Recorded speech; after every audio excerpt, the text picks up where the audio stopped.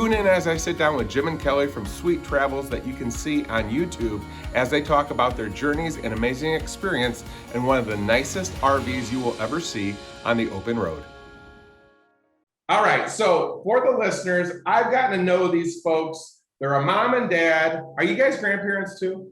We Yes. are. Okay, Four. they're grandparents too. Just wonderful people. The purpose of the Where's Willie podcast is to share and talk about that life journey. So as I said in the intro, I said that you guys are old because you've been RVing longer than I've been alive.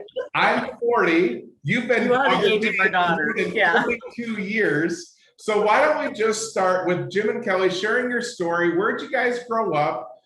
Did you start RVing with your parents? Let's just start there. Well, I'll start. I grew up in Eastern Washington, the great Pacific Northwest. I went into the Air Force, met Kellie while I was in the Air Force. As soon as I got out of the Air Force, we shortly got married thereafter. Thank you for serving our country. Thank you. Well, while I was growing up, my dad was a high school teacher, and he and my mom both felt it was important for their kids to learn about American history and see the great country that we've got. And so as before I even graduated from high school, I was able to see 48 states, 2/3 of Canada, and 1/3 of Mexico, all by travel trailer. Wow. And Kellie had a similar growing up with her folks. Yeah, we camped a lot. We had a travel trailer also. And in fact, my senior year, after I graduated, they took me on a senior trip to California and all through the coast and everything. So, yeah. Yeah, so we both grew up knowing the RV industry. Well, yeah, the RV industry. And so shortly after we got married, we were both active young adults, did a lot of backpacking, a lot of climbing, living in the Pacific Northwest. It was kind of a second nature. And then we decided that we were tired of getting wet being snowed on, and in our pup tents. And we bought our first RV, if you will. I think it was a 1970 Volkswagen bus. We're old. Wow. Okay. And that was our first RV. And over our 42 years of married life, we've had them all. We've had a couple of vans. We've had a couple of bumper pull travel trailers. We've had a couple of Class C's. The only thing we haven't had is a Class A. I know. And who knows? maybe when we're really old. Yeah, well, and so some things too, and I think a lot of people lose sight of it, right? You guys and I, we talked offline about, we're seeing this huge surge. And I believe as working for a portfolio of brands under Thor, it isn't because people of the pandemic want to go travel. It's because the pandemic, for the first time I have seen in North America, you've seen the biggest increase of companies allowing people to now work remote. So I want to go back to like when my kids insult me and say, hey, Dad, back in the old days, did you have a TV? I want to say to you guys, back in the old days, when you were traveling and you guys were starting out and you had that Volkswagen bus, were people traveling just as much as they are today? Or have you seen travel grow since when you guys started? We saw quite a bit of traveling when we were growing up, not to the extent that it is today, obviously. But we did see quite a bit of traveling. It was the getaway. Everybody grew up in the suburbs back when we were growing up, and so they wanted to get out of the suburbs and into the forest, or out of the suburbs and off to the lake, or whatever the case may be. We're seeing more now, but we did see it somewhat then as well. Yeah.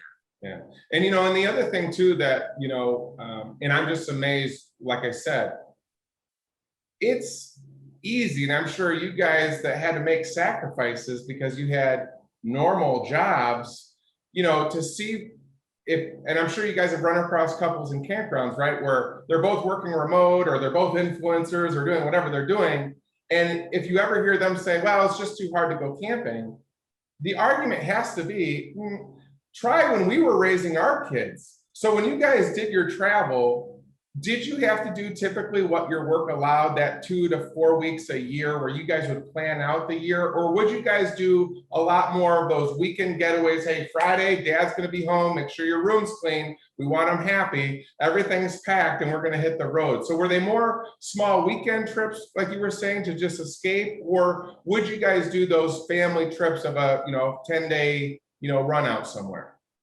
We actually did both. Yeah, yeah. We actually did both. And something that a lot of people may not know about us is we actually spent 10 years in Alaska. Oh, And I'm a huge fisherman, and so our kids grew up kind of on the riverbank fishing for salmon and fishing for trout and going out. So every opportunity that we had while we lived in Alaska, we were on the road, and that's kind of why we went the van life. Is we were tenting it for a while in Alaska, and Alaska's pretty wet. So Well, there's bear, so yeah. bear and moose. So, but we tried to do the same thing that our folks did. Is we tried to show our kids the country, and our kids saw quite a bit of this great country of ours, as well as Canada, but as they were growing up. We thought that was important. So what was important to you was learned by your parents, and what was important to them. And you've passed that on to your kids. Obviously, they're all grown. Do they enjoy camping, or will they at least just come out to your mansion on wheels, or do they camp on their own? oh, our oldest has a travel trailer. Actually, they're Okay. living in it right now because they're building a home.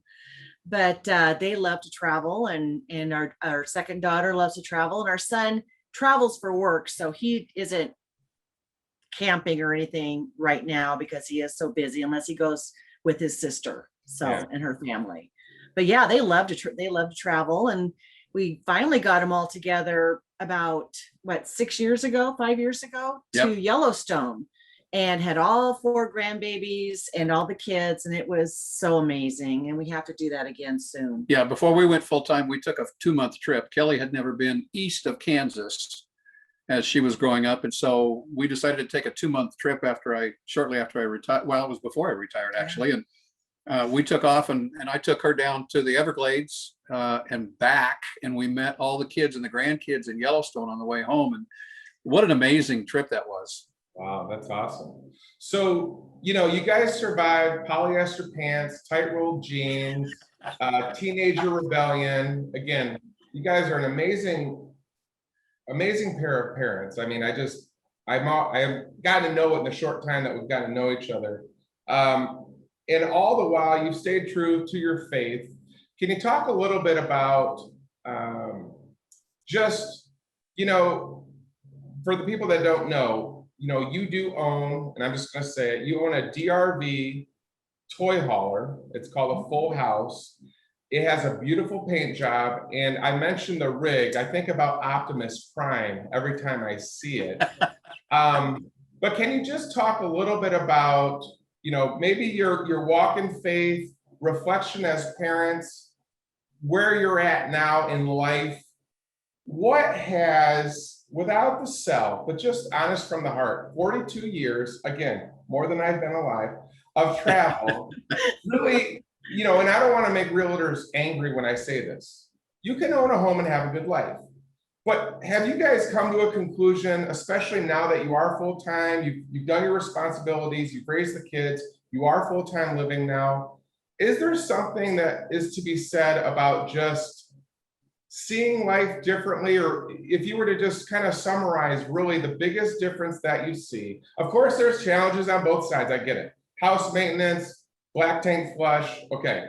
But just about life and living life, what would you say that biggest difference is where you're at today? And I'll take that question. It's a freeing sense of freedom. We like to tell people that when we went full time, we were tired of the property taxes going up every year. We were tired of our homeowners insurance going up every year. We had 32 acres at our last place, and we actually purchased that for retirement. I kind of need something to do. Well, I found out that was a full-time job on 32 acres. We had horses.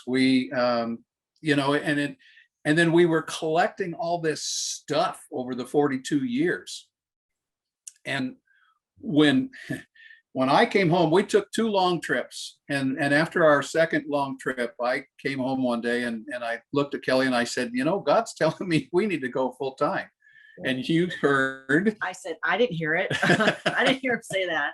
I love to can. I love my vegetable garden. I was all into that. And I wouldn't be able to do that if we did that. So, but I trust him enough. I trust him with his faith that I said, if that's what that's what you heard, then we need to do it. So we downsized rather quickly, put the house on the market, and it sold in 3 days.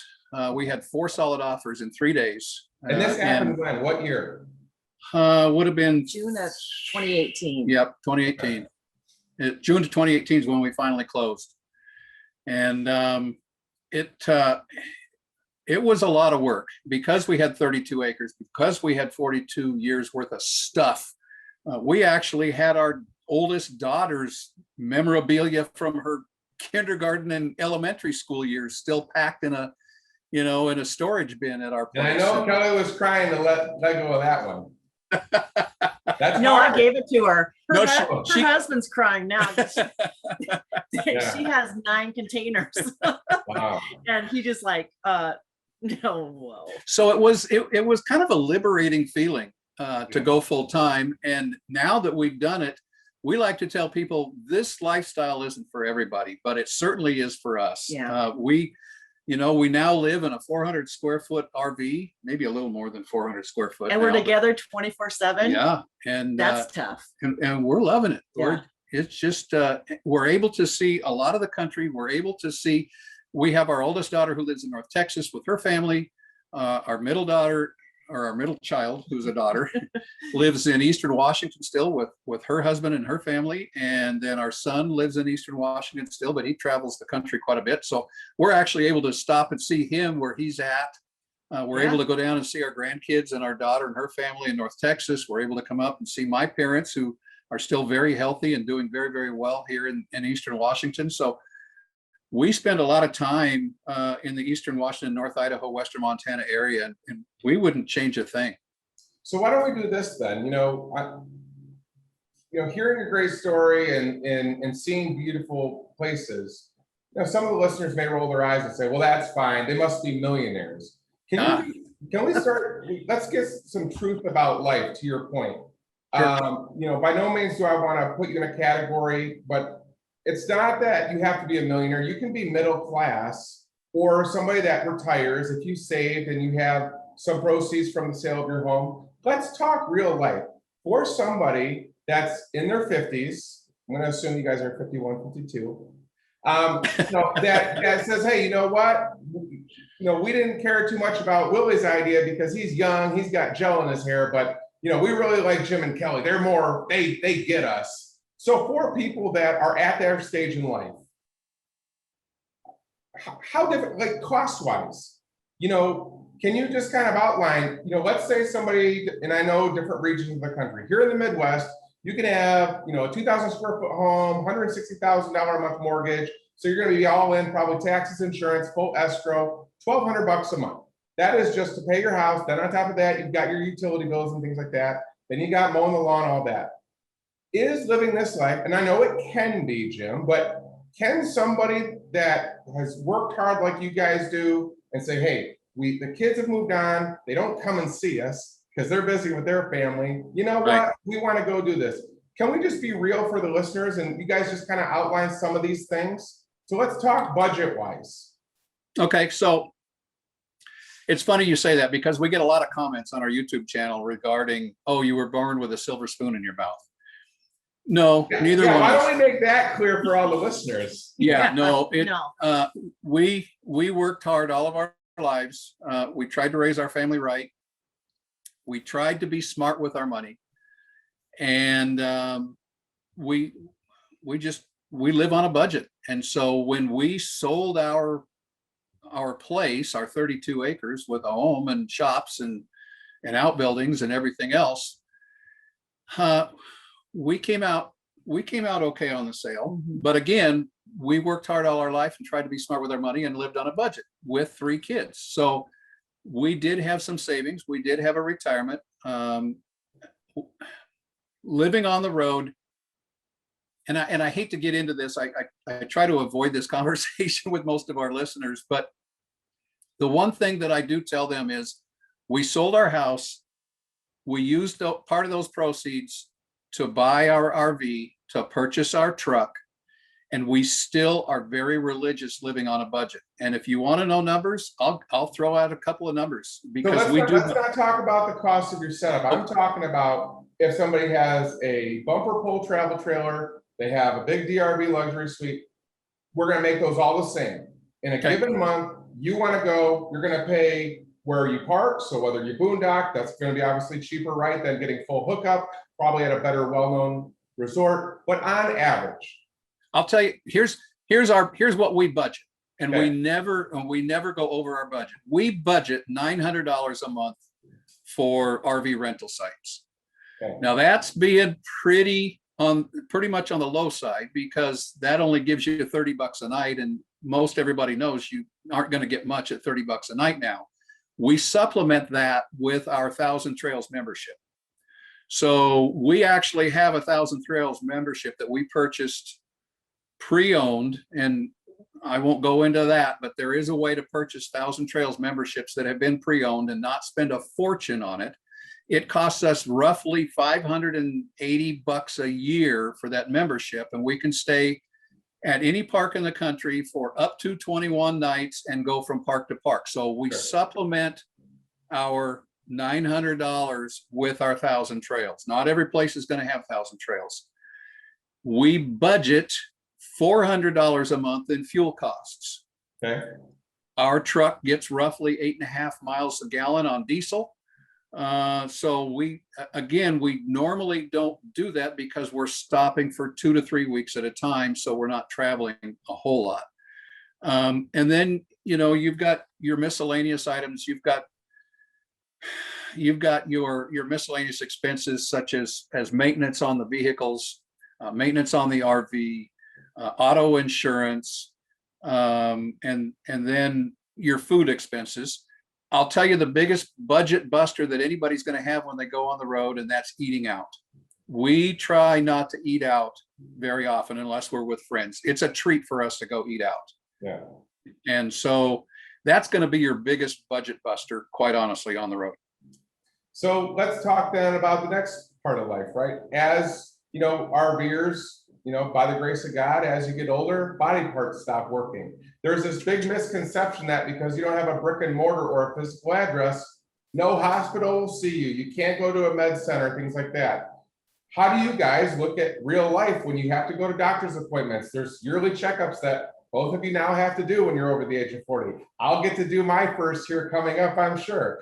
So, can you talk about that part?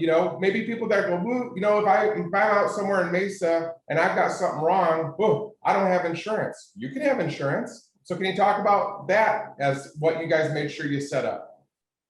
Yeah, the insurance is kind of tricky. I was blessed. And I don't want to get into that insurance, right? People are going to get their own insurance. What I'm saying is, do you guys struggle in your travel to, if you need to, go see a doctor? No.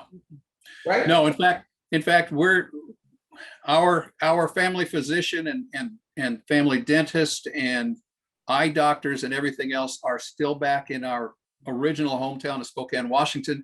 So because we have family and friends here in the Spokane area, we try to make a trip up to Spokane every summer. And to see the families, to see grandkids, to see my folks. And then we get our doctor's appointments done there. We get our eye appointments done.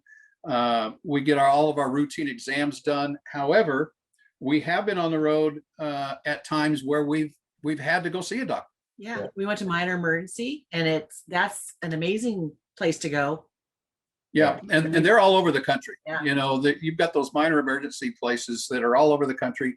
And the insurance is normally going to cover it no matter what health insurance you've got. As long as you've got a nationwide plan, that's the key. And then the other thing that we talk about to people is prescriptions. We have Kellie's got some meds that she takes on a regular basis, and she can get a 90-day supply while we're on the road. And Through Walmart. yeah, so use Walmart or Walgreens or CVS. one of the major chains. You can have your prescriptions sent to any of those locations while you're traveling across the country. It's pretty easy. And the whole point, and I'm being intentional in asking these things for our audience members, because I want people to realize, if they go to Sweet Travels, this is the transparency and the honesty that you guys are sharing with your life. You know, I had asked you guys before, you know, I don't see you guys doing a lot of, you know, TikTok dancing and being crazy. I see you guys being true to who you are. And so I think that it's fair to say, I'm going to make an assumption, but this is why I invite everybody to follow you guys on Sweet Travels, because these are the conversations that you guys have, I'm sure, when you get to a park and people recognize you, or the conversation just starts out with, hey, that's a beautiful rig you have. So are these the types of things that when you guys launched the podcast, I mean, as I said, by no means did you want Kellie to, you know, put on a skimpy bikini and, you know, get all these likes and, you know, shake your tail feather, Jim, and do all these things. Correct me if I'm wrong, the sole purpose of you guys sharing your journey was really with the family first, correct?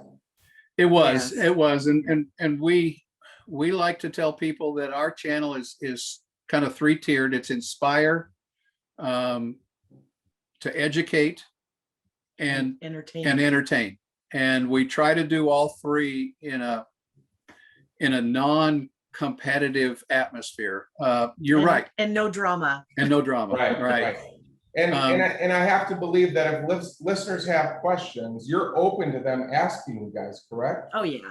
We get probably half a dozen emails a day. And then she gets, I don't know how many Facebook messages and Instagram messages, but daily we're getting emails asking us questions regarding either the truck or the RV, or, as you say, mail forwarding services on the road, or prescriptions, or doctors, or, you know, and we try to answer them as best we can in a generic way, because everybody's situation is going to be different. Right. And I have to believe too that, you know, as, you know, we learn how to do things as technology advances, right? It's had to have gotten so much easier with all the different apps that are out there. You had mentioned Thousand Trails. I know that there's a lot of other apps that people can use to either get discounts, help them book reservations online. So I just think all of this culminating, plus with the workforce allowing people to finally work from home instead of Monday through Friday, we're seeing, this is the big surge that we're seeing. And so as we, the makers of these RVs, are working towards improving and making advancements to more people living in these spaces, this helps me with my next point. You guys used to have a fifth wheel, a DRV mobile suite. Mhm. You are now sitting in the garage of your toy hauler. We are. Toy haulers have gotten very popular by that young generation that wants to spend more on a dune buggy looking side by side than most vehicles, as they're going more than 30,000 a piece, or, you know, folks that like to trailer their Harleys. You guys are utilizing the garage space, yeah, for that too, but you're making it an extension of your living space. I have made a bold statement that I feel that toy haulers are going to become the SUV of the RV industry, because it gives you two independent rooms. Number one, would you agree? And then two, why did you guys want the toy hauler? Well, this is an amazing space. Yeah. Definitely. Jim comes out here and he does his videos. He'll edit his videos. We can shut the door and I can go in there in the other room and do what I need to do. And then it holds our Can-Am beautifully. Yeah, we've actually got some really good friends, a number of couples that are full-timing on the road. And one or both of them works full-time while they're on the road. We've met so many people that are full-timing, still working full-time on the road. And I'll give you an example. Our friends Brian and Cindy have got a toy hauler with a 10-foot garage, and they actually had the manufacturer, DRV, build a desk. Instead of putting the couch in the back, DRV actually built a desk that they can use in the back. So it will go up or down on the hydraulics, and you can have a stand-up desk or a sit-down desk. And when they're done, when they're getting ready for travel day, they just put their computer stuff down, put a net over the top of it, raise up the bunk, and down the road they go. And when they get to their next location, it comes down. They don't even have a toy that they haul in it. It's just an office. And since they both work, they're on the phone. One of them video chats almost daily. The other one is on the phone almost daily. And so they can close the garage door and still have their independent offices, if you will, and work full time, even as a couple. So again, I think it still comes down to, though, again, the floor plan's gotta be what's best for you. Over your 42 years, as you guys have said, you've had just about everything. So at this point in your life, the toy hauler works very well, and you're making big use of that space with more than just carrying the Can-Am, but obviously utilizing that space also. You're a happily married couple, but I'm sure it's a great safe zone for when you are naughty. So It is really nice to be able to shut that door. That's right. Those certain days where you just like. So, again, I invite all the listeners, sweet travels, follow them on YouTube. And in terms of the content, again, the thing I appreciate most is I look at you guys as an aunt and uncle. I mean, you're a mom and dad, you're being real, you're not trying to be anything other than true to who you are. In terms of some of the content that you guys are working on, do you guys just kind of go off experience or conversations you have, maybe by surrounding campfires? Is there some content that you're looking to start sharing more about? Maybe you are seeing a big increase in the limited space that's available, or is a lot of the content just about, the rig itself, or is it a variety of things? It's a variety of things. We enjoy sharing when we started this channel. We tell people we started this channel for our own memories, to document our own memories, and to be able to go back and look at it when we're too old, when we've got to come off the road. And then we started, the secondary was to share with family and friends, and it has kind of blossomed from there.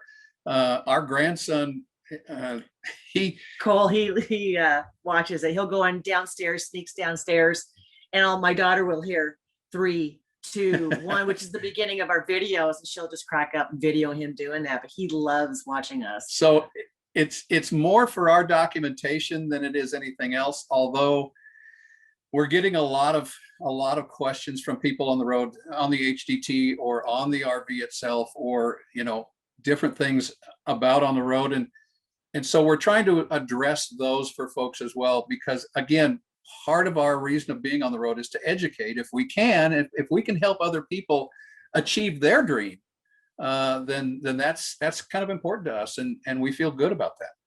That's awesome. So where are you guys at right now? We're in Cheating, Washington, just right outside of Spokane. Not near Seattle. It's on the east side. Yeah. Beautiful area. Is there a spot that people should go to? We're actually mooch docking with our really good friends. Okay, so we're not going to share the address. No. Where are you guys going to be heading here in the next upcoming weeks and months? Well, we're taking care of some visits to our family and friends here in the Eastern Washington area.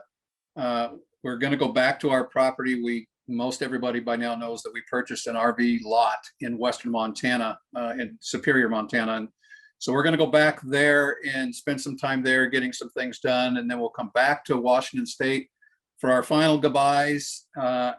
We are actually headed east to the Hershey RV show. Okay. And then we've got some other plans that we just released on our latest video. We've got a couple of RV shows that we're going to make. We've got an HDT rally that we're going to go to, and then we've got some friends and family that we're going to see along the way. And that's the beauty about this lifestyle is if we want to go see family, like our oldest daughter and her family in North Texas, we're going to be able to go down and spend Thanksgiving with them this year and just have a great time. That's awesome. Well, to everybody listening, please follow Sweet Travels, Jim and Kellie, amazing mom and dad who've done a wonderful job raising their family, and they are doing what we're supposed to be doing, enjoying every day while we are here on this earth. So I love you guys. Thank you so much for taking some time to share your story, your 42 years of camping and RVing, and most importantly, just your investment in our brand with DRV. It means the world. And we do love you guys. We look forward to seeing you at Hershey. For everybody that is attending this year's show, remember, you can't buy tickets at the gate. You've got to buy them online. And also, because you're listening, Jim and Kellie, they're not going to charge you any money if you want to get a picture outside of their It is beautiful. It's something you've got to see up close and personal.